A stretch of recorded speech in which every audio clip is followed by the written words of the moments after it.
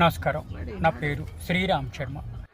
ఏదైనా check bounce కేసులో ము సమన్స్ ముద్దాయి తరఫున తన బంధువులకి ఇస్తే అది ముద్దాయికి చేరినట్టేనా, సమన్స్ సర్వ్ అయినట్టేనా? ఇదే విషయాన్ని గౌరవ Kerala high court single judge justice PV Kunhikrishnan చెప్పారు.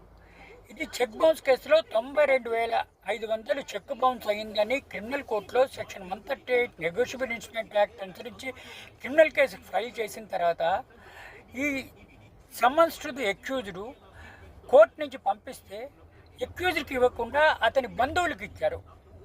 బంధువులకు ఇస్తే ఆ సమన్స్ ముట్టినట్టు కాదు.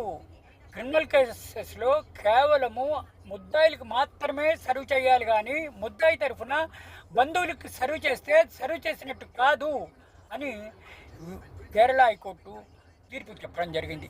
ఈ తీర్పు ద్వారా మనకు తెలిసేదేంటి, క్రిమినల్ కేసెస్లో అందులోని especially section 138 negotiable instrument act అనుసరించి సమ్మన్స్ కేవలము ముద్దాయికే ఇవ్వాలి, కానీ ముద్దాయి తరఫున బంధువులకో భార్యకో ఎవరికో ఇస్తే అది ముట్టినట్టు కాదు అని తీర్పు ద్వారా మనకి తెలుస్తుంది.